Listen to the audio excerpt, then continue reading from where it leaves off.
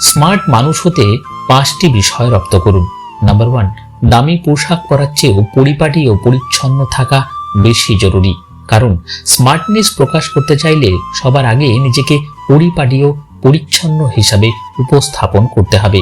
Number 2, রেগে যাওয়ার মতো কোনো ঘটনা ঘটলে সঙ্গে সঙ্গেই প্রতিক্রিয়া দেখাবেন না, শান্ত থেকে পরিস্থিতি অনুকূলে নেওয়ার চেষ্টা করুন। নাম্বার 3, মন খুলে প্রশংসা করুন, কৃপণতা করবেন না, এতে আপনার স্মার্টনেস ও উদারতা প্রকাশ পাবে। নাম্বার 4, অন্যকে সাহায্য করার মানসিকতা তৈরি করুন।